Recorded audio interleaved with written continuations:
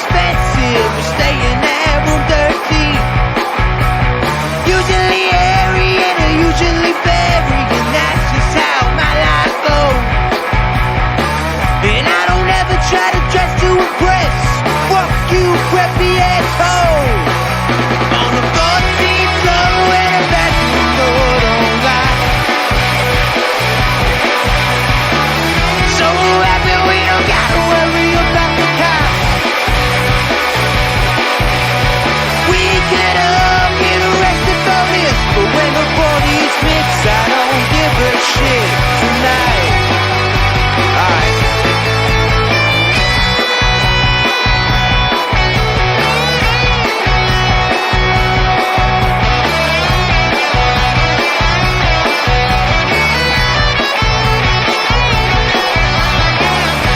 She walks in the bedroom fast, despite all the noise from the crowd. Now she's bedless on the bathroom sink. Her mother would be so proud. Gets on a deed and there's a line to go pee, but the bathroom looks like a war zone. Welcome into episode 38 of Phired Up, presented by the Belly Up Podcast Network. Check them out at bellyupsports.com. My name is Mike Gilotto. Joining me, as always, is Dom Console. Dom, what's going on, man? What's up, man? I'm liking the new look here we got. It's looking right? clean. It's looking fresh. Tell me about it. You like it? I like it a lot.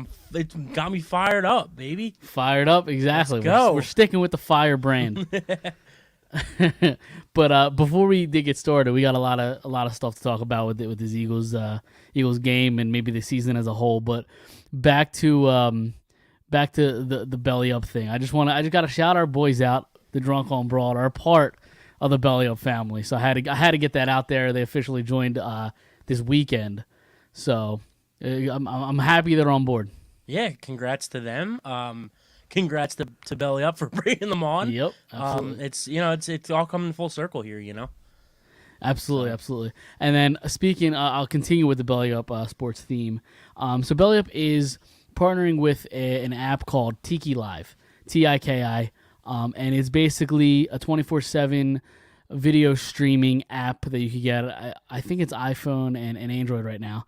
You can stream with your TV, whatever. But Belly Up has a channel on there that's going to be 24/7 Belly Up content, and we make our debut on there tomorrow night, Tuesday night at 6 p.m.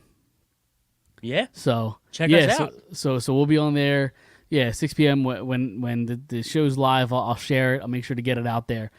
So I definitely, everybody check them out because, I mean, again, Belly Up content 24/7, so it's nice. What do we got here? A couple of comments. Intro is too long. Listen, the reason the intro is so long, first off, great song by the Mac Brothers, right? Let's just get that out of the way. The reason it's so long is to get people in. It's to give people time to sit down and get, and watch a show. So... I just want to give all of our viewers and listeners a heads up. You might hear my phone vibrate because I've got a very important game on right now on my phone. Don't we all? So if you hear that, just you know what it is. that one happened. That was a good like. That was pretty good. Right? It was pretty good. It was a pretty good sound effect. Yeah. And here you go, Don from Drunk on Broad. Congrats on joining Belly Up. Congrats again. We just talked about it a little bit ago, but So anyway, the game we're talking about, I assume, is the playoff game that is being played on a Monday night in the NFL, which is really stupid. I've said it last week. It's dumb. Yeah, I agree. Might as well fucking just... Oh, shit, it didn't work. What didn't work? Oh, my God. I just lost coverage. All right, we're good. No, sorry, that was just me zoning out, trying to watch the game. But it just crashed for a sec. But we're all good. That's not good. Yeah. I'll have to pull it up, too. This will be a very distracted show, kind of, a lot like the Eagles playing the Buccaneers. We'll just be very distracted, and we won't be at the top of our game here. It's fine. Dude, and going back to the whole Monday night thing, like, why not just have 3 games Saturday and 3 games Sunday, or it's one so game dumb. Friday? Like, at least do it Friday. Like, I mean, I know you can't do that because it's too short of a week, but right. Man, it's head scratching. It doesn't make any sense. But listen, we'll talk about the NFL playoffs a little later, but. Yep. I feel like we just got to talk about the Eagles game, right? You lose to the Bucs 31-15. I don't think anybody really expected a W. I really don't. I think people I don't know about expect. that. Well, I think There people were a that, lot of people that who expected them to win are the Homer fanboy. right. You know, Well, I don't know how much rephrase realism that. people had. Rephrase that. I don't think any logical person Right. had them winning. But at the same time, I don't know how many people really expected them to just get the doors blown off. I mean, including myself. Yeah. I mean, obviously, last week I said on the show, I thought it was going to be a nail biter till the end. I thought just the way that the Eagles have come out these last couple weeks, like I just thought maybe they lose on the game on the final possession for Tampa. But man, was I wrong. Yeah, right. In the end, one famous phrase comes to mind. They were who we thought they were. Right. You know, we were talking all year about how they haven't played anybody, and they've been playing these scrub quarterbacks, and this is what happens when you go against a good team. Yeah, absolutely. And you've been saying it all year. Yep. You know, against good quarterbacks, they don't show up. This defense doesn't show up. The offense, for whatever reason, they just can't get a good game plan going. Whenever they play another good offense, they just can't put up points. So No. Right. You know, it was very, very frustrating. Even though I think this is a loss, and really a playoff loss is never easy, but I think this is probably the easiest playoff loss I've ever experienced. Well, one, because the expectations weren't that high, Right. and people just expected you to lose. Like nobody really expected this team to do anything. And early on, I mean, they punched us in the mouth early on. Right. So I think that by halftime, I was just like, I know there were a lot of optimistic people out there at halftime. Oh, it's only 17-0. Oh, they're a second half team. Right. Yeah. You're going against Brady. You're going against one of the best defenses in the league. And you have a rookie head coach. You have a first-time starting quarterback in the playoffs going against the greatest of all time. You know, so I don't. I wish I could be as optimistic as those people are in life, but and I think I'm a pretty optimistic person. But Right. But I wish I was that optimistic. It must feel good to like wake up in the morning and feel that. Right. Exactly. I feel nothing. This is kind of where my mind was during this game. So I sat down to watch a game. I was taking notes just because I wanted to be prepared tonight when we're talking about it. And to absolutely shit on them or praise them. Well, this is how bad it got. Yeah. The last thing in my notes are field goal Bucks 17-0. I stopped taking notes after that. Yeah. I was done. I had no interest. Listen, man, I understand. I was talking to people today. They stopped watching at halftime, so I stayed until the final minutes. So I understand what you mean. It wasn't easy. No, not at all. Don said he did the same thing. Right, exactly. Right. So it just wasn't good. The one thing I talked about it last week is the first time they played the Bucks, they only had 9 rushing attempts from running backs. And I thought maybe they would bring the running game back and be more effective, and have a bigger, make that a bigger part of the offense. This week, they only had 9 rushes with running backs. It's crazy, man. I don't understand why we can't ever get a good a good offensive game plan. And like obviously they didn't have a good defensive game plan, but like why couldn't we get at least a good offensive game plan? You know what I'm saying? Like they're always either really bad or really good. Right. Together. Like it's never one or the other. Yeah, exactly. And sorry, I was reading that comment. Yeah, we don't talk about that stuff here. Yeah, no, we don't. But one thing, I mean, because the thing is, again, they didn't really run the ball, all that much, and that's fine if you're going to feed a guy like Devontae Smith, but they fed him way too late. Like they really didn't get him into any action until like the fourth quarter when you're already down by a bunch. I don't even think he had a target in the first quarter or the first half. Rather. Yeah, he finished with 4 catches, 60 yards, but a lot of that in garbage time, a lot of that on the final couple drives. And he had the 2-point conversion, but it's definitely a head scratcher. It really, really is, especially coming off. And I understand they played bad teams at the end of the year, but it's coming off of good. I'll say it, good coaching. It really has. I don't care that they played Washington twice and the Giants and the Jets. I mean, just good game plan, good play calls, things like that. And I was just kind of hoping to see a little bit of that. But I will say, like, the one thing, like, that really disappointed me the most, I think, was that the fact that, like, and I've been saying on the show since week 8 that, like, I feel that Sirianni doesn't have an ego problem, like Doug did, like Andy did, where if his thing's not working, he's gonna change things up, and we've seen that at the end of the year, and we didn't see that this week. Right. Where something's not working, if throwing the ball's not working, they start running the ball. They did that. I was at the Tuesday night game against Washington. They were down 10-0, and they couldn't throw the ball, so they start running the ball. And when you run the ball, it opens up the passing lanes. Yep. So he has adjusted before, and I give him a lot of praise for that. But I really wish we would have saw that in the playoffs.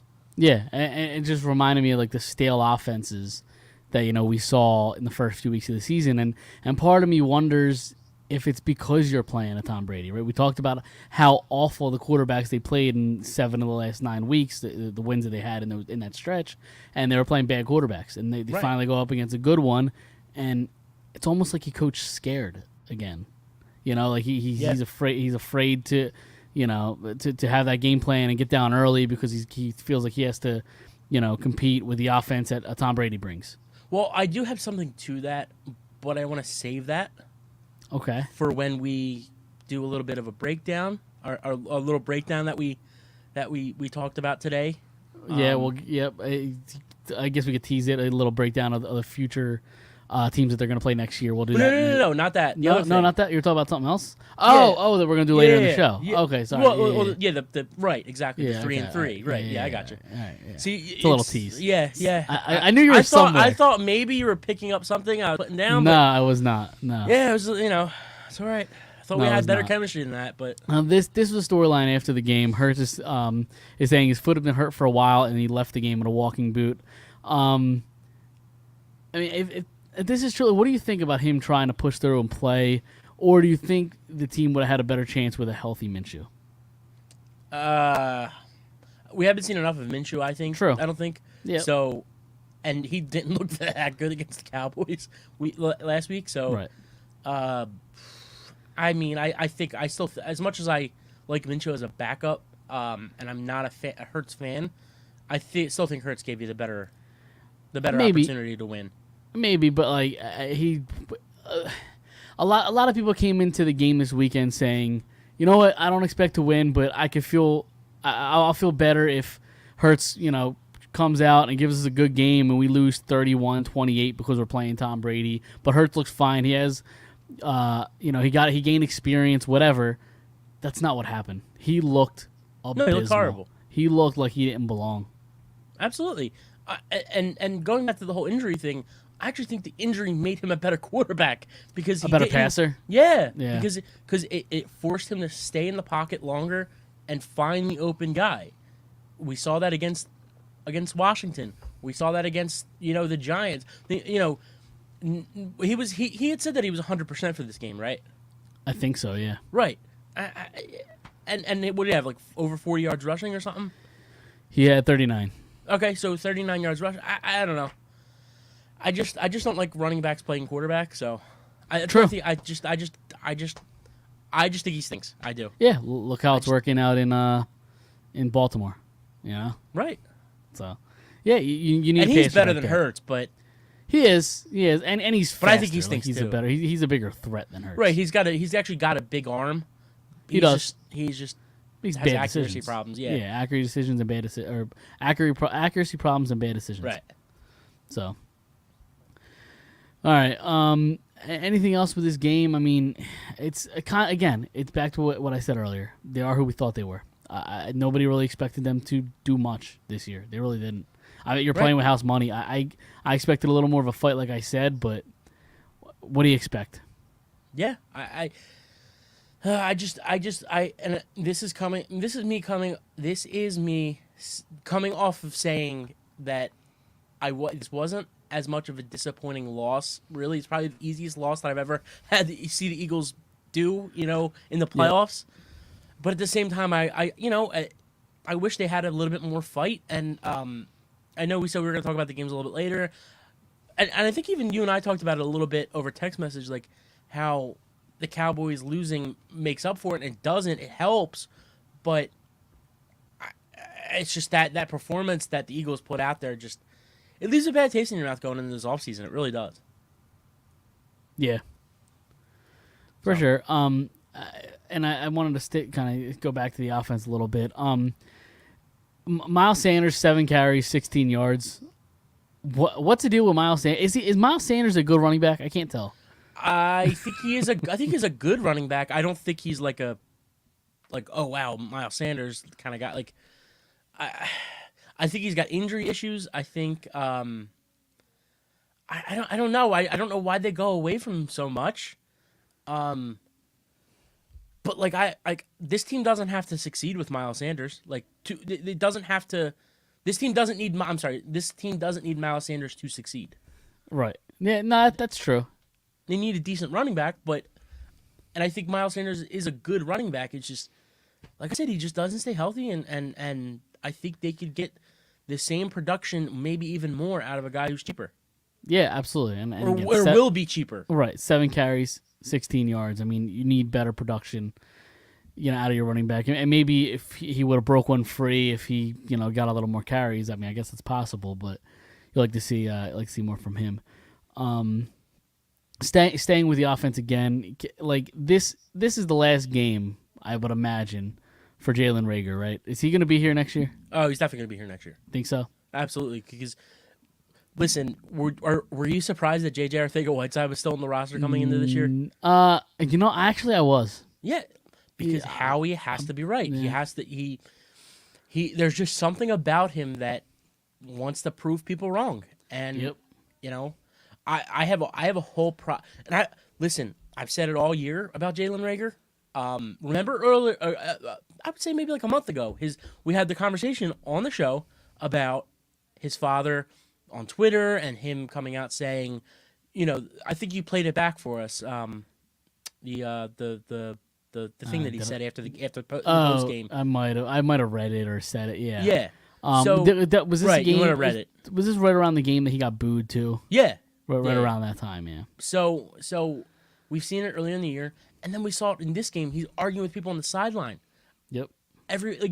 Blaming everybody else. Like, this dude is he has a serious ego problem. I don't know. I just don't think they need that in this locker room. I don't think he has the talent to be where he was drafted, who he was drafted in front of. Right. I mean, he's definitely going to be back. I've been done with him. So. Yeah. Agreed. But I definitely think he's going to be back. I think. I guess we could talk about it later, but not in the show, but like down the road in a couple of weeks. But like, do you think there's any chance they take a receiver in the first round? I haven't looked at the draft to see what it could be. Yeah, there's an Alabama guy. Yeah, I would have to take a look, but there's always that possibility. Yeah. Whether the receiver is going to be any good is one thing, because Howie doesn't have a good track record when it comes to drafting wide receivers. Yeah, I mean, he hit on the last one, but yeah, he did. But when you're drafting a top 10 pick, it's a lot easier top 12, whatever it was. A lot easier to get that like I pick said, right. Like I said, we'll definitely talk about it when the draft gets closer. But yeah, for sure. But I don't know. There are a couple, and again, we'll talk about it. But I think there are a couple guys in the free agency I would take a look at. That's a teaser. That's a teaser for off season. Yeah, there you go. So did you want to talk about the defense at all? I mean, the defense. I've been so out on the defense for so long. I know they've looked a little better in the second half. Again, playing marginal, talent and bad quarterback play. But this defense just gives up yards. That's what they do. They gave up right around 100 yards rushing. Mike Evans went off. I mean, I know Mike Evans is on track to be one of a tremendous wide receiver, Hall of Famer probably. Absolutely. Right. He's kind of on that track. So he's hard to contain, but still, I mean, the offense just did what they wanted yesterday. And you're going against the greatest quarterback of all time. I get that, but it's just there's no fight in this defense at all. There really isn't, and I don't know if that's a player thing or like a personnel thing, if it's a scheme thing, if it's both. I think Jonathan Gannon stinks, and apparently he's getting a whole bunch of coaching interviews. Take them, Sure go is. for it. You guys can have. You know what? Jonathan Gannon was a wonderful defensive coordinator. There you go. Have you seen my tweets? I did. Yes, that's kind of I was taking that. From you. Yeah. I did it again today. I don't know. I did it on Sunday, and then I did one today because Schefter tweeted out that he has three job interviews: the Broncos, the Texans, and who's the last one? There was one Miami, more. Maybe. No, it wasn't Miami. Anyway, I tweeted all three of them in the same tweet and just said, what a wonderful guy he is, how great of a defensive coordinator he is. It would really suck to lose him.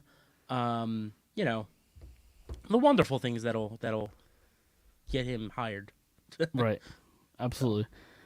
You had a pretty nice tweet today too. I was trying to pull up the video, but the video from Tom Brady. Yeah. That's quite the toll job. I'm not gonna lie. I'm really upset that you like that. I respect the hell out of it. Oh, it was the Vikings, by the way. He's got an interview with he's got an interview with the Broncos, the Texans, and the Vikings. So not only is one team crazy to have him, the Eagles, there are three other teams that are crazy enough to give him even more power. Right. So, but yeah, back to the Brady thing. Fuck him. I hope he loses by 60 this week. Here, I have it. I'll play it for whoever wants to listen. They play the winner of this game, right? I forget The how Rams? how it matches out. Yeah, I think so.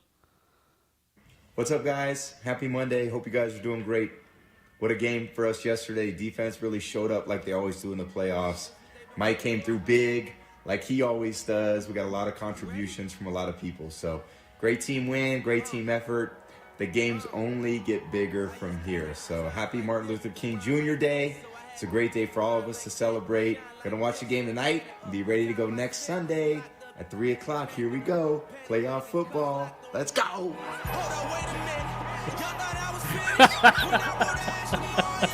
I'm heated. I think it's phenomenal. You don't like that? I am heated. Listen, game respects game. I thought it was clever.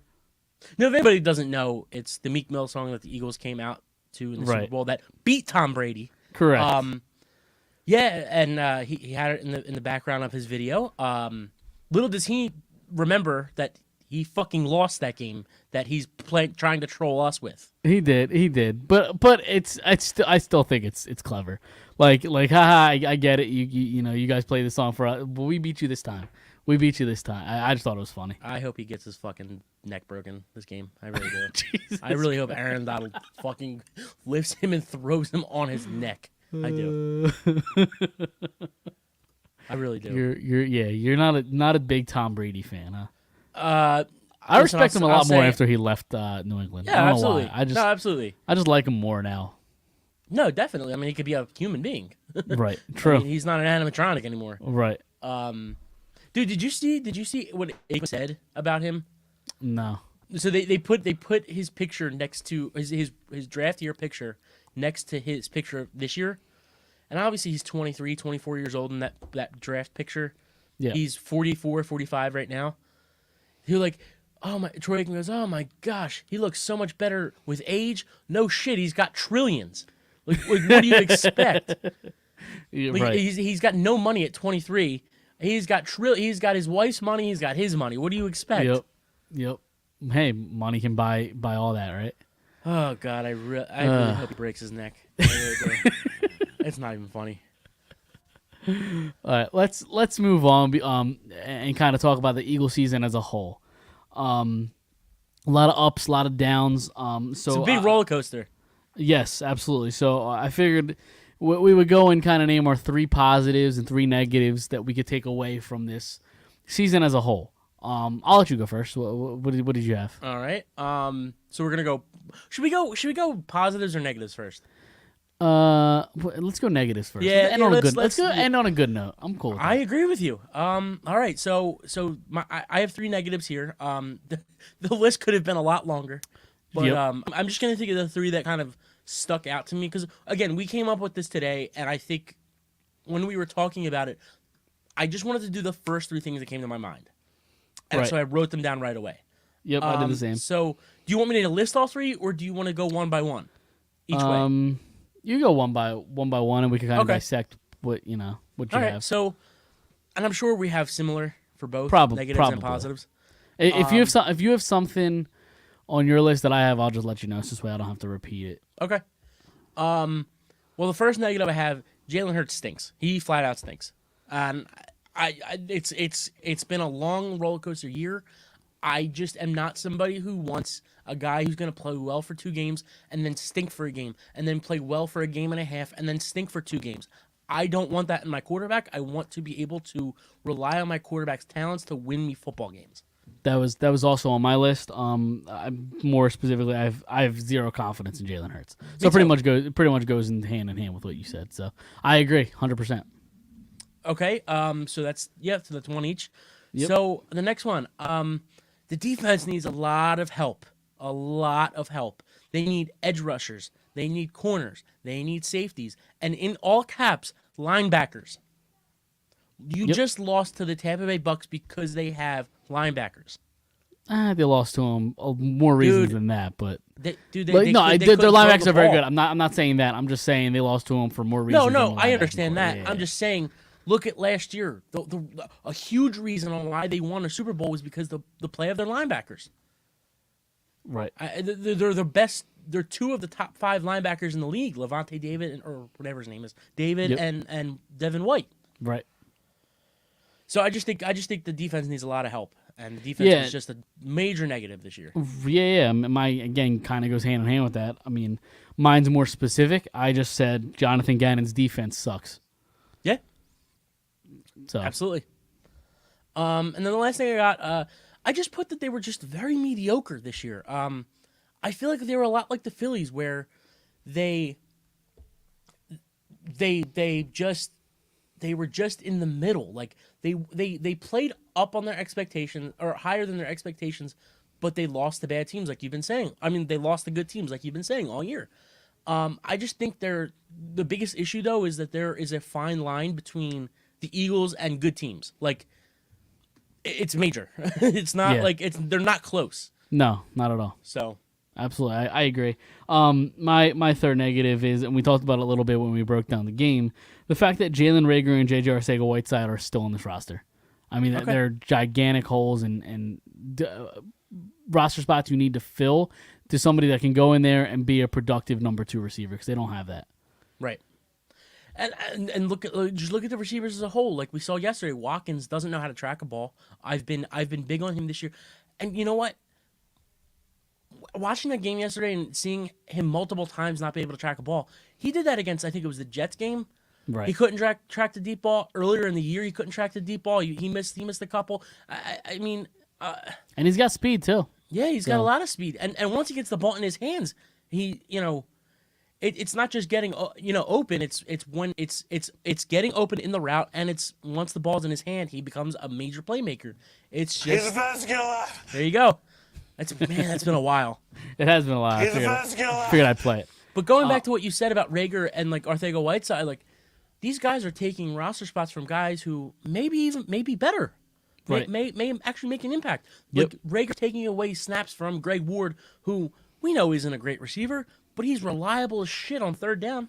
And he can catch a ball when it goes That's to what him. I'm saying. When it's 3rd and 5, 3rd and 7, and they need a guy to catch the ball, and Zach Ertz isn't here, you can rely on Greg Ward to catch that 3rd down ball. Yep. So absolutely, I agree. The Rams just went up 21-0 from a pick six. Nice. Do you know who scored the 14? The second touchdown? I did not. No, I don't. I just know it's 21.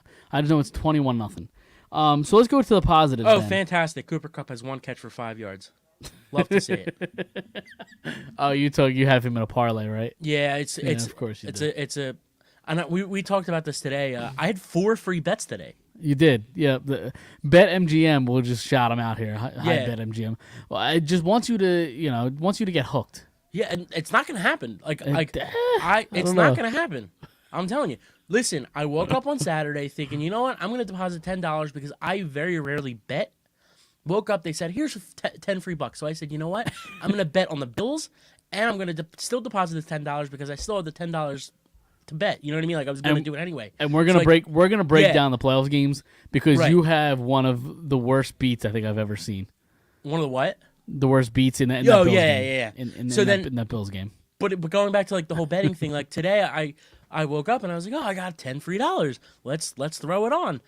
And then like 3 or 4 hours later, we start talking, and I realize that I have 3 more. 3 more free bets. But little does BetMGM know that I only bet big games, and I only bet little.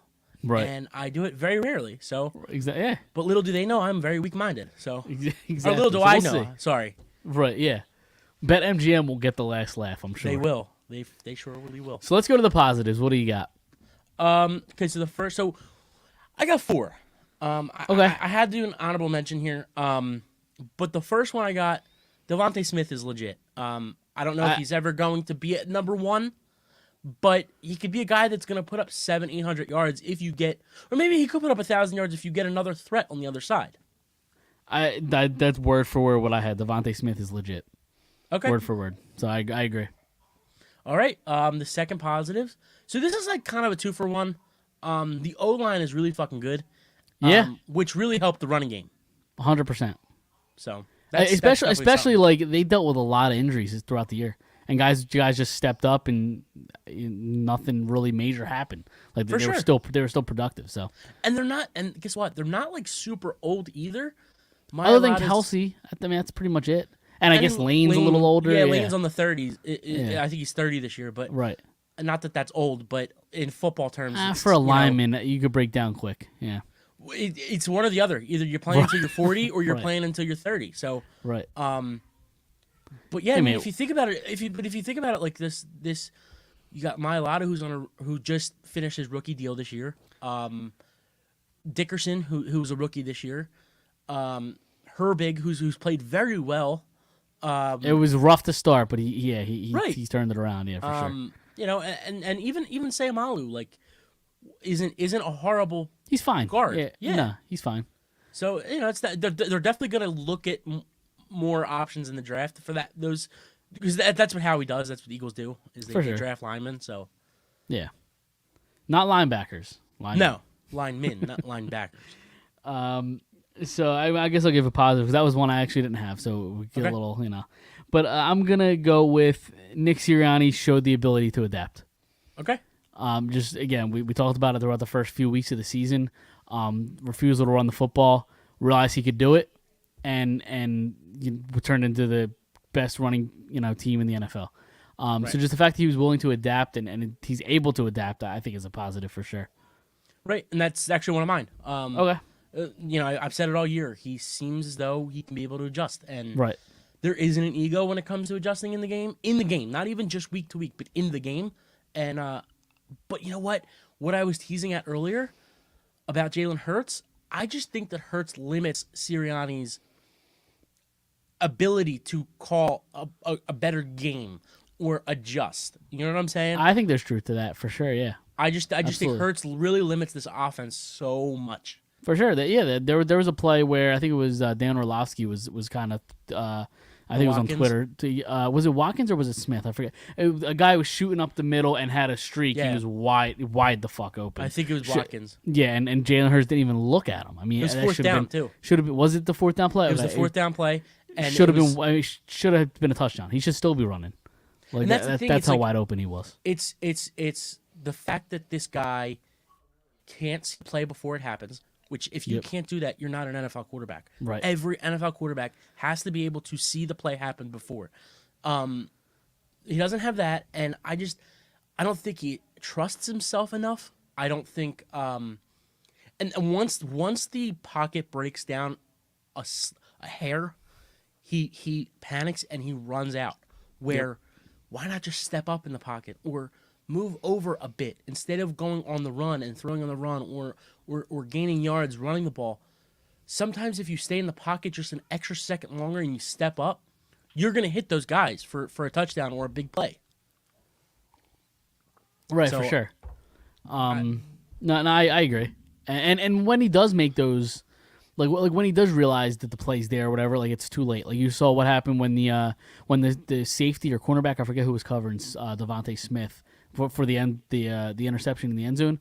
The guy slips and falls. He's wide the fuck open, but Hurts waits another 5 seconds to realize he's wide open, and by that time it's an interception and the plays goes the other way.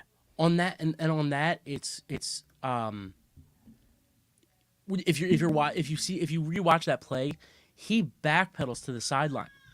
You can't do that. Like Right. you have to be able to run forward, not forward, but run to the sideline forward instead of backpedaling, because I just think you become more of a threat running like that. No, if I'm a safety or a cornerback and I'm seeing a guy backpedal to the freaking sideline, I mean, and all your weight's coming backwards. You can't put all your weight into the throw. I know that guy's not going to take off. Right. Yeah. So, True. So back to the positives. Do you have any more? Because I have one more. I have one more. You know what? You go first. Darius Slay is still a top cornerback in this league. Just this year, I mean, he's played tremendous. He's been great. He's been great for this team. Turnovers, one of the least amount of yards, per guy who's facing, whatever the terminology is for that, whatever. Right. But he's been great. And he's been great in the community. Him and his wife, right? They're married. Yep. They got 4 kids, man. Right. Yeah. They've been great in the community. Yep. Just everything about Darius. I've been trying to win a jersey all year, man. I know. Just Darius Slay in general just has been a great part of this defense, and really one of the only positives to the defense with Gannon sucking. So that's kind of my big positive on the defensive end. And Slay is my boy. He's my favorite. Probably my second favorite Eagle right now. Yep. So I didn't even think of him. Yeah. But earlier when you were saying talking about the defense, I did think to myself, like, wow, he is legitimately the only thing they have right now. Like, Fletcher Cox is cooked. Yep. Brandon Graham is hurt. Yep. Fletcher's Cox is cooked. Been a while since we made one of those jokes. Yeah. What's what happens when your cock is not arised? Sorry. Yeah. Your cox is not arised. Yeah. But yeah, I mean, like Rodney McLeod has been hurt all year. Just I mean, Nelson hasn't been terrible. He hasn't been great. He it's takes just too long to develop, to read plays, in my opinion. He's a dime in a dozen cornerback. Yeah. So I'm actually upset I didn't think of that. That's a good one. Okay, let's hear yours. So I will give credit where credit is due. Okay. I know as a city we don't like him. I don't like him. Okay. But I have to give credit to Howie Roseman for this draft. Okay. Okay. More so the early parts of the early to mid parts of the draft, right? So you have 1 through 5. Devontae Smith. Devontae Smith in the first round. Dickerson in the second round. Milton Williams in the third round. Yeah, he looks good. Williams looks good. And Gainwell in the fifth round. Yeah. I mean, they didn't use Gainwell as much as I thought they were going to. Early on they did, then they went away from him, and then they brought him back. Yeah. Well, only 1 or 2 touches on this weekend. Right. See, you know what? I'll actually give him that coined phrase by Debo. The wide back or whatever. What does he say? The running receiver. I have no idea. Something like that. Whatever phrase it. What your dad's gonna kill us, but because he went on about this yesterday. Right. But he's the receiving running back. Is that what you're saying? Right. He's the opposite of a Debo. Right. He's gonna be a running back that plays receiver instead of Debo being a receiver that plays running back. Right. I just think he's in that mold where he's a Swiss Army knife. For sure. Yeah, absolutely. But then again, I mean, you're not gonna hit on every draft pick. McPherson. A little disappointed in him this year. I don't even remember who the other 2 or 3 guys were that were drafted, but I'll give credit where credit is due. I really will. Okay. He had guys who really not only helped the team but made a difference. Right. This year. Yeah. This year. So right. it's not just 2-3 years from now. They've done it this year. That's true. Yeah, that's an interesting. See, I can swallow my pride. I can give credit where credit's due. You certainly can. I mean, you're a better man than I. Well, we knew that. So. I'm just kidding. No, listen, that's fair. All right, did you want to move on and talk about the rest of the wild card weekend? Sure. Because we had some craziness going on. First, let's talk about the Raiders and the Bengals game. Bengals win 21-16, but it was a fight to the end. I'll tell you that. Yeah, unfortunately, this is probably the only game I didn't see any of. Okay. I saw highlights and stuff. Man, Joe Burrow. I mean, Yeah, Joe Burrow and Chase. I mean, they're a I'm lethal telling you, duo, dude. for They're sure. gonna win soon. They're gonna win something soon. It's not gonna be this year, maybe not next year, but when they can, if they can continue to draft the way they draft and like bring in free agents, I mean, Right. I think he's gonna win soon. I really do. A Super Yeah, Bowl. and I still think they need a couple pieces on the offensive line. Yeah, for sure. I was really Defense. right, and maybe the Chase pick's working out for them because I know I was super skeptical of them making Same that pick because you had a couple like really good alignment available. So, but yeah, Yep. but Burrow's a stud. Yep. So like I was saying earlier, I woke up, had $10 free. I was like, you know what? I was like, Joey B's going off today. So I Yep. did 224 over 224 and a half. Right? No. It was the 2 touchdowns. So Burrow to throw 2 touchdowns, Chase to have I think it was over 50 yards. 64, I think. 64. It was. Okay. Something like that. And Renfro to score a touchdown. Halfway through the second quarter, or really by halftime, I had the chase thing happen in the first quarter. He had like 70 yards in the first quarter, and then Burrow threw the 2 touchdowns early on. So I'm going to the halftime thinking Renfro only has to score a touchdown, and I win. Renfro doesn't score a touchdown. No, he does not. I'm sitting in a restaurant freaking the fuck out. Mike's texting me. Yeah, I'm texting you every updates single every play. of the second half. Your wife probably hated me. She's like, why the Nah. fuck are you checking your phone? Nah. No, none of that. Nah. She knew important stuff was going down. Yeah, she knew you had a $10 free bet you were trying to cash in. Hey man, it was like plus 650 or whatever it was. Yeah. But yeah, I mean, that's all I could really give you. That first or was it the first or second touchdown? He was running out of bounds. That was the first one, I believe. Okay, Right? He First, is second? just I so forget. good. Oh yeah, sure. And did you hear him talking about that after the game? Burrow? I did. He basically said he was just trying to throw the ball away. He went back sat on the bench and realized, shit, they're kicking the PAT. We scored Right, on that. right. Like he legit thought he threw the ball out of bounds. He was trying to just throw it away. And who was it? Azuma, I think, caught it. Tight Came end, down with it. Yeah. So that I don't know how much talent he has, but he's got the confidence and swagger for Who, lack of Burrow? a better term. Burrow, yeah. Oh, he's got talent. Yeah, absolutely has talent. he does, but I think he also has just the confidence to just do what he wants. I mean, he's a winner. for sure. But he's got the talent. He really Yep. does. He's really good. For sure. Yeah. So Yeah, that's, no, that's as much as I can get for that game. yeah, no, and the Raiders were coming back late in the game, and the Carr ended up throwing an interception, I think it was, I fucking hate Carr. to end the game. Yeah, so Just wait for those rumors to start what, Derek Carr? to come here. Yeah. That's a whole nother conversation for a whole nother time. Yeah, it is. We won't even get into that. The reason I'm stalling a little bit, I'm trying to find. So let's move on to the next game: the Patriots and the Bills. I don't know if you have the information now. You had some betting problems in this game that I still can't believe you lost this bet. Yeah. So the Bills win 47-17.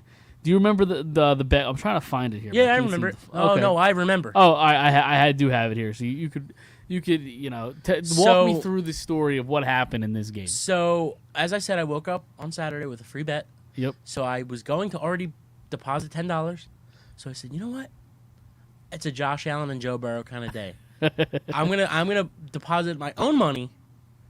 Josh Allen to have over 224 and a half yards. Knox to score a touchdown. And Stephon Diggs to have over 74 and a half yards. Yep. Now, Allen comes out slinging. Knox scores the first 2 touchdowns, I think, right? It was correct. Then they go out, they run the ball twice. And then about halfway through the second quarter, Diggs at that point had like 2 catches for 15 yards in the first quarter. Yep. Comes out, catches a bomb. Yeah. He's at 3 catches for 60 yards. Now I'm thinking to myself, oh man, we're halfway through the second quarter. We are golden. golden. The fourth quarter starts. Josh Allen over the 224 and a half by a mile. Easy. Halfway through the fourth quarter, I'm texting you, shitting myself. I'm shitting bricks. There's no way this is gonna happen. There's no way I can lose this bet. They're up fucking 38 to whatever it was. How do they score all these points without Diggs having any other effect of this game? He ended the game with 3 catches and 60 yards. So you lost, and you lost. I lost the bet. by 15 yards. Right. I don't understand how the Bills score 47 points and your number one receiver only has 60 yards. That's hard to do. Sure is. So I'm still depressed about it. I feel bad for you. Were you surprised the Bills put such a beat down on the Patriots? No. Me neither. Honestly, I really wasn't. I thought they were going to walk all over them in this game, Yeah. which they did. Yep. Josh Allen, again, the real deal. Yep. The defense is real. Yep. The only issue that the Bills have is it depends what team is going to show up every week for the playoffs, and that's the thing is like 1 week they'll put up 1,000,000 points, and the next week they'll lose to, the Miami Dolphins. So Right. I think if they can sustain what they were doing, what they did this past week, if they can sustain that for the rest of the playoffs, I don't think anybody will beat them. Yeah. So True. it was a fun game to watch, though. It's a lot of fun to see Belichick lose like that. And we talked about it too. Like, there's only ever been like so many quarterbacks to win a playoff game, let alone Right. go far. Yeah. So For sure. So this game, I feel like everybody's talking about it because the ending was fucking bonkers. The Niners and the Cowboys. Niners win 23-17. But let me tell you, at one point, the fix was in. The fix was in. Because in no way in hell should the Cowboys have had that ball late in the game. yeah, I mean the Trent Williams thing. The wait, before we even get into that, did you see them play the fake punt Yes, I did. at the beginning of the fourth quarter? Yes. They came out. They threw a fake punt. Great. It was a great decision. It was a Yeah, I great, saw it. great Yeah, yeah. execution. Then they leave the punt team out there because they want San Francisco to blow the timeout. Do you not remember this? No, I missed It that was part. the weirdest 2 minutes of football I've ever seen in my No, life. I missed that. So I must have left at that point. so they do the fake punt. They get the first down. They line up with the punt team. San Francisco has no idea what's going on, which is that's the idea. Right. The Cowboys want them to burn a timeout. With 20 seconds left, the punt team runs off the field and the offense comes on the field. Now you have San Francisco's punt team still out there Yeah. to play defense. I'll give it credit. It was supposed, if it worked out, it would have been genius. Yeah. But you know what happens? No. That I comes out forget. with 15 seconds left, and they get a flag for Delay game. What the fuck was going on? I mean, listen, that's kind of the storyline of this game is clock management. I don't understand it. Yeah, that's a game McCarthy gets fired for. And they're down 23-7 at that point, or whatever Right. it was, 17-7. Yeah, I know. I mean, but guess what? So then we'll go to the final 3 minutes, which was just nail biting for Yep. everybody watching, For sure. everybody involved. The Trent Williams thing on fourth and 1 or whatever, 4th and inches, where Jimmy G got the first down, but they called it back. Insane. It was something. And then the final play, even And that last drive. Wasn't there another one that got called back, or am I thinking of the Jimmy G thing? Well, wasn't it Debo that went to the outside that was marked a first down and then they called it back, or am I thinking of something different? So it was third. That was third down. That was third down. Okay. Yeah, Okay. he was short, and then they made it 4th and inches, and that's when That's okay. Jimmy Yeah. G tried to get the rush. But yeah, the last play of the game makes I had over 24 hours to think about this play. just I do the last Still- drive, I still can't believe what the fuck I saw in that last drive. dude. There was no reason for them to even have the ball, and they had the ball, and with how much time was left? When they ran 40 that seconds? when they ran that play? No, when the start of the drive, 40 to 45. that they were yeah. even lucky enough to get to where they got All right. with that much time left. Yep. And then it was 14 seconds left. He runs up or was it? I think it was 14 It was seconds right, left. right around that, yeah. Yeah, he ran up the middle and QB draw, they guess called what? Unpopular opinion. I actually don't think that was the play call. I just think Dak. it. No, I think it was a play call. I don't think so. I just think it was. I think it was get to the line quick. either spike or get to the sidelines, and I just think Dak saw an opening and just took off. That's my hot take. I've heard that I hate opinion. McCarthy, and I think he sucks. I've heard that opinion. The only reason I disagree is he left so quick. That seemed like a premeditated decision. Well, I just think he got to the line, saw exactly. He had it in his mind, and when he got to the line, he quickly thought, "I'm going to take off because there's going to be an opening right here," and his brain, dude. That's how. I'm a scientist. You know, your brains think like that. You know, no, I'm not a scientist, but. For what it's worth, I mean, I know coaches protect their players all the time. McCarthy said that was the play call. I don't know if I believe it. Again, he just moved so quickly that it seemed like he made that decision before the ball was snapped, which makes me think it's a play call. Especially when the first 2 or 3 plays before that, you had guys wide open for easy catches that just stepped out of bounds. Like, you had momentum. Why not keep that going and look for something out of? Because I think he thought late at the last second. There's 3 linemen. There's 5 offensive linemen. There's 3 defensive linemen, 5 offensive linemen. I'm going to take off. I'm going to get as many yards as I can, and we're going to hurry back to the line. I disagree. I think it was a play call. All right, we can agree to disagree. Yeah, the way he moved, it just seemed premeditated. But either way, Cowboys went home, which we all like to see. For sure. But at the same time, the Cowboys losing doesn't make me feel better about an Eagles loss. I'll just say that. I know Eagles fans are like all happy that the Cowboys lost. It for me it feel better, but whatever. For me, it makes it a little bit easier. But I mean, again, like I said earlier in the show, it's not. I didn't expect anything. Right. For sure. But real quick, like, I also don't want to hear all season how the ref got in the way. You've been playing football your entire life. What the ref is supposed to do. The center, right. Dak Prescott, you have been playing your football your entire life, and you don't know that the fucking umpire has to touch the ball? Right. Yep. So I don't want to hear it. I really don't. No, not at all. Because I think this team, I will say it, I think this team was very talented. The biggest issue they've had for 30 years is they can't get a fucking coach.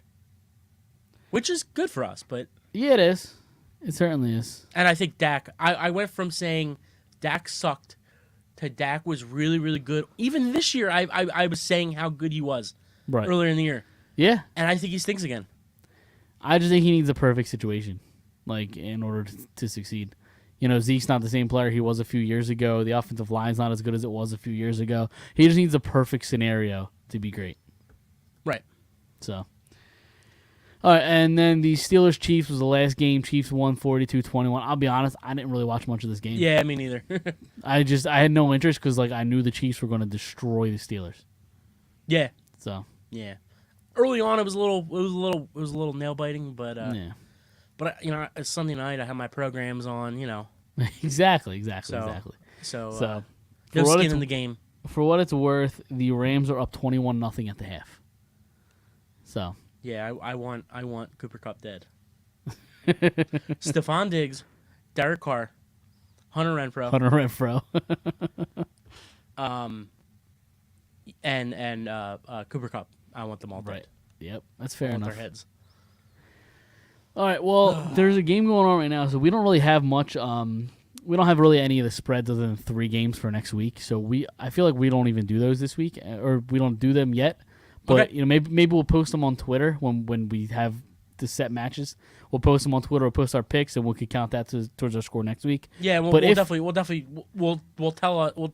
say our outcomes too. Yeah, for sure. If the following week, if the Rams game does end with the Rams winning by more than 4 and covering the spread, I will be 44-52, and you will be 48-48. So yeah, staying 500. Yep. Just like the Phillies, baby. So exactly. So before we get into some more sports talk, you say you get trivia this week? We do have trivia. All right, let's get to the trivia. It's another week, man. It's another surprise. Okay.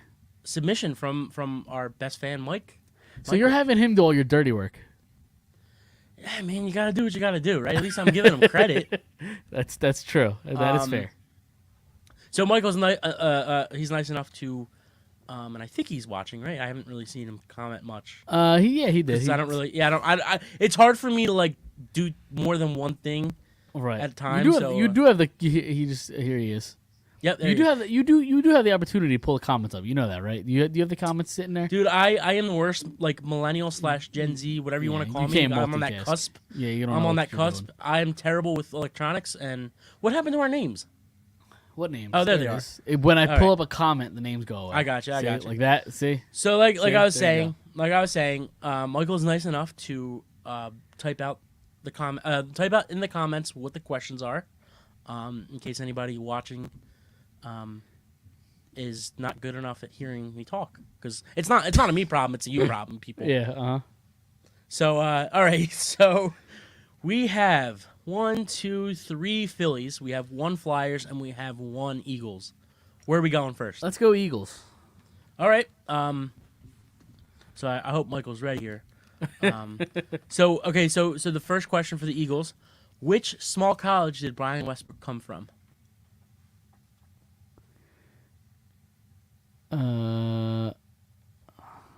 What's Westbrook? I feel like I should know this. Westbrook. Where did he go? I have. Was it local? For whatever reason, the school that comes to mind is Villanova. I'm gonna say Villanova. Is that your final answer? Yes. It's correct. There we go. Look at me. All right. Look at me. So next up, where are we going? Let's go with Phillies. All right, Phillies. You want to go all 3? Yeah, we're gonna go all 3. Three All right, Phillies. so- yeah, sorry. Let's go with all 3 Phillies. Which Yeah, yeah. Phillies shortstop won 2 Gold Glove awards and then later became the manager of the team? I'm gonna say, was it Boa? Larry Boa? Is that your final answer? Yes. It's correct, Larry Boa. 2 for 2. 2 for 2, baby. 2 for 2. All right, so next up, which Phillies infielder recorded a rare unassisted triple play to preserve a Phillies victory against the rival New York Mets? Which Phillies? Do you have a year? I don't. Which Phillies? It's infielder? within the last like 15 years. Which Phillies? This is a good question. Where do I want to go here? Let's go. God, where do I want to go? Let's just go like Chase Utley. I got nothing else. Chase Their Utley's my final answer. answer? Yes. It's a good guess, but it's incorrect. Who is it? Eric Bruntlett. I never would have gotten Eric Bruntlett in my life. You gave me 100 guesses, I never would have went with Eric Bruntlett. Well, that's you. That's your fandom. I mean, You got to sleep with that. when's tonight. the last time you thought of Eric Bruntlett? Today when I was looking at this question Before that, when was the last time you thought of Eric Bruntlett? last week. Yeah. You fuck out of here. I definitely knew that answer though. Absolutely. Okay. Then I'm just a dumbass. I don't know what you want from me, Dom. Touche. Go ahead. What's the next? One more Phillies, right? One more Phillies All right, on go ahead. April 17th, and I was actually gonna take the date out of it, but Okay. I figured, you know what, I'm gonna be a nice guy. I'm gonna keep it in there. So on April 17th, 2009, the Phillies had an unusual broadcast. The first inning was broadcasted silently. What was the reason for the quiet inning? I have no idea. Just think about it. I'm trying. April 17th, 2009. Something with that date. I have no idea. I have no clue. Just What? give me a guess. I have nothing. What do you got? All right. Just tell me the answer. I have no clue. To honor the late, great Harry Callis. You know, I was actually gonna go. You know, I'm so pissed at Yeah, you myself. were going to go. I really was. Uh-huh. I really was. Sure were. Oh, whatever. All right. There you go. See, Don knew it. Oh, yeah, I know. Uh-huh. All right, so the last one we got, Go ahead. Flyers. Flyers. Yep. I gotta. Everybody's gotta shitting on end you in the strong here. comments. It's fine. I deserve it. You're It's used to fine. it. Yeah, it's whatever. Okay, so who was the only Pennsylvania native to play on the Flyers, the Philadelphia Flyers? The only Pennsylvania native to ever play for the Flyers? That's wild, right? It's only been one player. The only Pennsylvania native to play for the Flyers. And we have no year here. No, it's been in the last 20 years. I'll give you that. Pennsylvania native. I have no clue. Think. Okay, so I'll hold your hand here for a little. Okay. Think Pennsylvania. during the 2000s, Early 2000s? like early to mid. Okay. Like I would say more mid. Okay. Think of Americans on those rosters. He actually had more than one stint with the Flyers.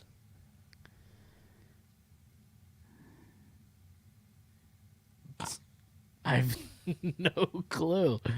Holy shit. I have no idea.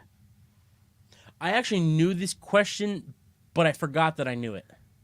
I have no Just from doing like trivia for so long, like this last year, I've seen this. So I probably would have gotten it no idea. just from seeing it. Who is it? It's R.J. Umberger. Okay. For some reason I thought he was from Ohio, but okay, Pennsylvania's interesting. Yeah. So, All right. like I said, I would have only gotten it because of just seeing it. I've seen that question, like going through trivia. Right. So that's the only reason why I would know that. Fair enough. I thought maybe you were gonna go Knubel, because he also is from America. He's also American, and right? He's American, right? Who? Knubel.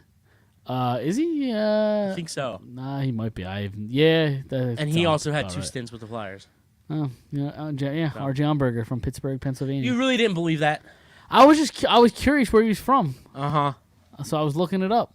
Pittsburgh. For some reason, I thought it was Ohio, but See, you can doubt my knowledge. You can't doubt Michael's knowledge. I wasn't doubting anything. I was curious where in Pennsylvania he was from. I don't know. And he's from Pittsburgh, which is basically Ohio. So I was kind of right. It's not Ohio. It's you can throw a rock into Ohio from Pittsburgh. Okay, so is Philadelphia basically New Jersey? Sure, yeah. Absolutely Nah, not. Philadelphia is a lot worse. Moving on. True. Touche. Touche. Did you want to talk about Sixers before we move to some Flyers talk, or no? Yeah, I mean, there's really not much. There's really not much at all, other than Embiid's still a lunatic. Yeah, So he's still playing like a there's fucking... really not much there, right? Yeah. Yeah, a couple wins, couple losses, right? Right. Yeah, That's 3-1 really on it. the week, Yeah. and unless did they win or lose tonight? They lost today.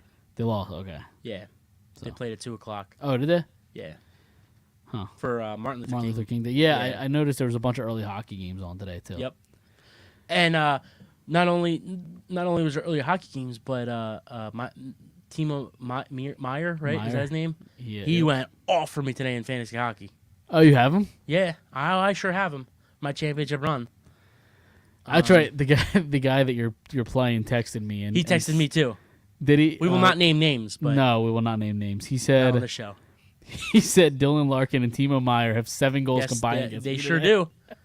And so they had 7 goals combined, and 2 of them were Larkin. Let's just say that. Right. Harris is stealing money. Yeah, like they got to find a way to move on from Harris, right? Tobias. Yeah, I mean, How easy is that though? To move but on? I will say, even though last week I did give him a hard time, the last couple games he's shown up. So Right. I just think there's a lot of pressure on him to be the number 2 guy when he's never supposed to be the number 2 guy. True. Yeah. So That's fair. So I mean, if they can find a way to trade him and Simmons to get something of value, like something of serious value, sure. But right. I mean, Embiid. Go back to Embiid for a minute. I mean, we almost saw history this week. He was going to be the first player ever to have 8 straight 30-point games, and Really? did the Celtics game with 25 because Wow. they were up big. They were up big enough to have him sit for the end of the game. Right. But then, so we went 7 straight. He tied Iverson. So I think when he did 6 straight, he tied Dr. J, or Wilt maybe, and then 7 games with Iverson. In the 8th game, he was 5 short of the 30. and then this past Saturday when they played Miami, he put up 34. Wow, I believe. really? Yeah, and then today he put up 32. So what's that? 10 games or 11 games? He's nuts. He's a lunatic. We're lucky to have Joel Yeah. Embiid. So that's 9 of his last 10 games. He's put up over 30. Yeah, that's stupid. It's Yeah. stupid numbers. Yep. Like And- he's going to be an MVP candidate at this rate. Right now, in the last month, he's been the best player in the world. Yeah, right. Easily the best player in the world. Yep. And it's not even close. Durant, I think, is hurt right now. He's not playing on the level Embiid is playing on. Fat James Harden is not playing on the level that he's. Steph has cooled off a lot. Yep. My boy's back though, Clay. Yeah. He has just been the best player in the world for the last month, and just to see his game model like Hakeem Olajuwon, it's like going in a time machine. And dude, like it's just from watching him 2 years ago. It's like you'll see him like fake dribble back and hit like a fade, and it would hit off the rim and maybe go in, or hit off the rim and it would fall out. This Right. time it's all net. It's Yep. just amazing seeing him come together. Right. And if he could just do this for another couple months, and I mean, he could play, he could stay on the court, we got an MVP. Absolutely. And he missed some time too. Right. Missed like So. 2 weeks, yeah, Right. for COVID. No, yep. All So, right. yeah. Let's move on to some Flyers talk. There really wasn't much that happened with the Flyers this week. I mean, they lost tonight, so that's another how many games in a row they've lost? 6, 7. Was that Islanders, right? Yeah, to the Islanders. So Tuesday's game got postponed because of COVID against Carolina. Then they lost 3-2 games to both the Boston Bruins and the Rangers. But I feel like that's not even really the storyline this week. So like surrounding the Flyers, because we got this quote from Bobby Clark. Obviously, the legend of the Flyers, from the early days, the Broad Street Bully days. Yep. GM, whatever. He has. Arguably the greatest Flyer ever. Right, yeah, exactly. Forward, at least. Right, yeah, but he's still in the organization, obviously. So Right. I'll play the quote and I'll get your and it's about a minute and a half long. So if you have any points you want to talk, let me know. I sure. can pause it. But this is what he said on the Cam and Strick podcast, which is a hockey podcast. He alienated every. Before I start, this is about Ron Hextall. Right. He alienated everybody right away. He shut his door. He locked the doors. He was the boss, and nobody else was part of it. We end up drafting. We get the second pick in the draft, and we end up drafting Nolan Patrick. None of our scouts wanted Nolan Patrick. None of our scoots. It wasn't. I mean, I don't know where Patrick should have gone after his performances in Brandon. He's a pretty good player, but he certainly. They wanted Makar. Of course, he went next. Pause it for a second. He did not go next. Heiskanen went next, and then Right. McCarr went the following pick after. I don't know if that's relevant information, but just figured I'd say it. Any take so far, or do you want me to keep playing? I mean, we're gonna take this with a grain of salt, right? Yes, far? I am. Yes, I am. Okay, keep going. No, he's a superstar, and Patrick hasn't played number. But Hextall made that choice himself. And there were other choices that were made in our drafts that we're paying for. We've got 2 or 3 first-round picks that are never going to play. And that's why we're struggling. Hexie made some huge mistakes. And Hey, he gave the Blues Braden Shen too, So I mean, so that was just as bad. you Nobody knew it. I don't know Hexie about made that on his own. Yeah, I don't know about just as bad because Morgan Frost Right. hasn't lived up to the hype, but you have Morgan Frost, who's seems like a fine prospect, and I don't know, a guy named Joel Farabee. Have you heard of him? that. Right, and the fact that Braden Shen's a nice player. Yeah, He's not Cal McCarr.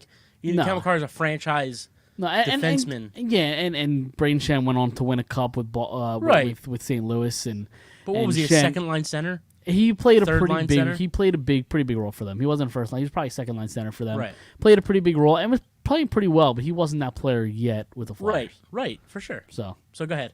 All our scouts, it was at the draft. I love Our the scouts scouts. were so Scouts. mad at Hexie for doing that. We also had a chance to get O'Reilly from Buffalo, but we didn't. Obviously, that was the manager's decision, but it was another one that the scouts weren't consulted on. Take a shot for every single time he says scouts. Scouts with the strong Canadian accent. Yeah. So I mean, it's a lot of like revisionist history type stuff. Like the Nolan Patrick, Kale McCarr thing. There have been rumors that, that the Flyers scouts wanted, Kale McCarr, or even Miro Heiskanen, who went the pick after Dallas, Patrick. right. Yeah, went to Dallas.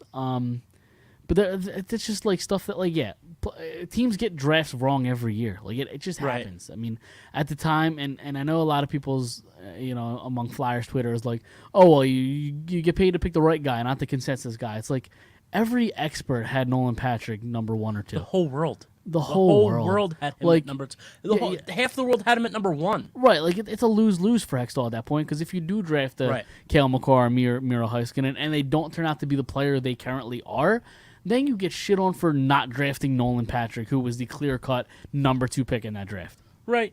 But at the same time, you look at it like the 2000s Raiders, right, where they had a chance to draft Fitzgerald. All right, well they missed. And they had a chance to draft Megatron. Oh, they missed.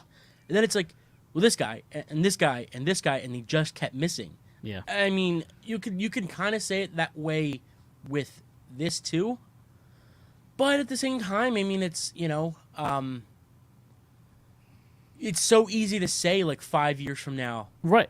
we should have took that guy. Like, there are 30 other teams that should have traded up to get that guy. Yeah. So and a day or two before this interview came out, there were rumors that that the scouts wanted David Pasternak instead of Travis Sanheim. Right. So it's like, yeah, like you could say that about any draft ever. Like, oh, we should have got that guy. That sucks. Like, there's probably one scout somewhere being like, hey guys, what do you think of this guy? What do you think of Pasternak over Sanheim? I kind of like him. No, you guys agree. All right, fine. Let's go with Sanheim. Right. It's like, that's not saying you wanted. Like, it's just. Yeah, there's a conversation that happens in these things, and sometimes there's a divide. Yeah, every scout isn't going to get their choice of a play. Like this happens every year. It's so hard to find a good player like that at 25. Yep. Like the players at 15 to 30 are so much more alike than the guys from 1 to 10. You know what I mean? Right. Like their talent is so much closer than what a guy versus the first pick versus the 15th pick or whatever it is. Right, and it's convenient that like David Pasternak is the name that you chose to say that you wanted to pick over him. But if this rumor is true, when like the guy that went a pick after Pasternak, maybe you brought his name up when you were talking about the Travis Sanheim pick, but he didn't turn out to be David Pasternak, so you're not saying his name. And I think Pasternak, like, I just think that half of that, not half of it, but like a lot of it's luck, and because look at the one year that they had three straight picks, right? Boston, yeah. Yeah, and they shit on all 3 of them. They whiffed on the one. I think is an NHL player, but he's like a third line fucking forward. Yeah. Dabrowski's like a third liner. The other 2 are awful picks, and then after that, like Matthew Barzal got picked after him. Kyle Connor, Thomas Chabot, like a bunch of really good players after the 3 in a row. So it happens to every team. Every team, right?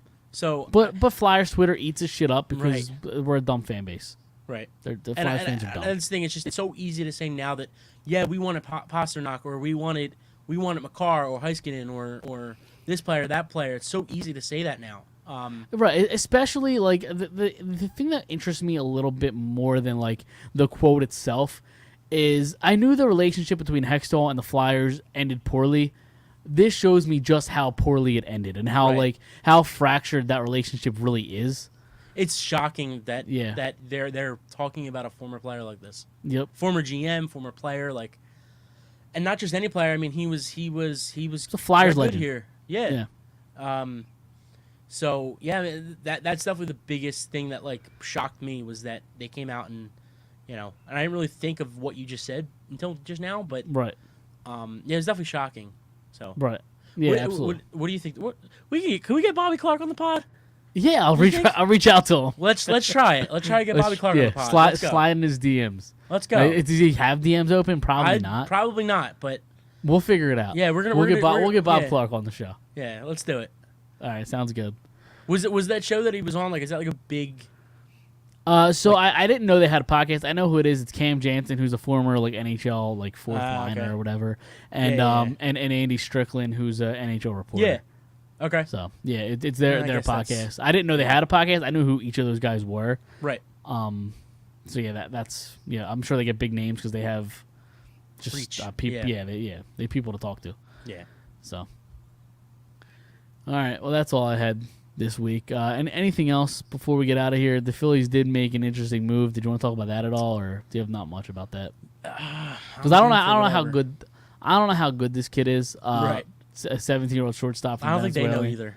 William Borgolia. Is that a? I don't know how to pronounce that. Did I pronounce that right? I have no idea. I don't even know who he is. Borgolia. Apparently he's like the 4th ranked international prospect Oh, all right. in baseball. And shortstop, they sign him. I don't know. I'm really what intrigued that to see means. where this Japanese guy goes. He didn't sign yet. Mm-mm. Okay. But apparently the Phillies are, trying. Yeah. Okay. At one point they were. Right. What Have position not is he? anything baseball. He's an outfielder. Outfielder. Corner outfielder. Okay. They could use He an played left outfielder. field. Right. Yeah. Yeah, left fielder. And he hits for power. So. Right. Yeah, I mean, But I you're not have gonna hear- I have not seen anything baseball the last. You're not month. going to until Right. the lockout shit gets sorted. Which who knows? Like when? Like I'm still convinced that the season's not starting on time. Probably not. Doesn't Still seem a lot that that's way. got to happen. Yeah.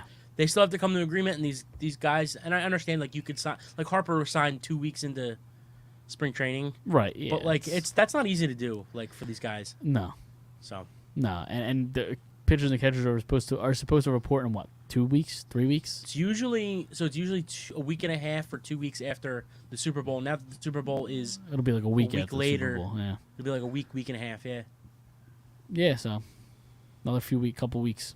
yeah. I think it's usually Super Bowl Sunday, then the following, not the next day, but the following week. That Monday, the trucks go down. Tuesday, everybody reports, and Wednesday is the first practice, usually. Right. Yep. So it's like a week and a half. Yep. So, all right. Well, we'll see what happens there. Anything else? Anything else on your mind before we get out of here? I am excited. It's one of my favorite times of the year, even though I always say that July through December is the best time of the year, and then the first 6 months of the year kind of suck. But I do very much enjoy the draft process for football, the NFL. Yep. So I am looking forward to deep diving a little bit. I think our first ever show was a week before the draft, and we It was kind of leading up to the draft. I don't Yeah, remember we- if it was a week or 2 weeks, but yeah, it Right. was leading up to it. Yeah. so we kind of I did a little bit of a deep dive there. I'd like to do that again this year. Yeah, absolutely. I that's the best part is I really don't watch much college football while it's on, but Okay. I go back to games and watch yeah, not just highlights, but because any player is good with their highlights. for sure. Yeah. That's why they're called highlights. Right, you know? right. They're not called lowlights. So Like, so I try to watch as much of games and non highlights of players that Eagles might be targeting. So right, for sure. So. me too, Michael. It's past my bedtime. Yeah, it is too. past. It's past all of our bedtimes. A little score update before we get out of here. The Rams are up 28-0. So it's a rout. So the Cowboys are going to be the only home team to lose. Yes, correct. Make you feel good. You Makes feel all warm fitting. and fuzzy inside. It's fitting. Absolutely. Tell you So, that. all right. Well, we're gonna get out of here. Again. What did I follow say us- last week, by the way? What? The What'd you Niners say? were going to win. Thank you very much. You did say that. I did say that. Thank you, did very say much. that. I listen. I had a feeling Jerry Jones was going to try to get involved, so I just thought he would come out on the right side of it. That's why I said Cowboys would win. Sometimes it feels it feels good to know your shit. You know, when I know my Yeah. shit. Listen, I called every game this week. Yeah. I got No, every you game didn't. right. Yes, No, I you did. didn't. No, not by the spread. I'm just saying by who's going to win and lose. Nah, you said the Arizona was going to win, didn't you? No, I'm pretty sure I said the Rams, didn't I? You said Arizona +4, so maybe you did say the Rams would win, but you did say Yeah. Arizona +4. I thought this was going to be a shootout, and Okay. it is on one side so far. I I don't just know thought if it that's was a going to be shootout. like a field goal game. That's not a shootout. That is a blowout. Right. Yeah, I just thought it was going to be like a field goal game. Right. But you got the Cardinals driving a little bit right now. But all right, we're gonna get out of here. Follow us, everywhere: Twitter, Facebook, Instagram, YouTube. Listen on Apple Podcasts and Spotify. We're live every Monday night, so we will see you guys next Monday.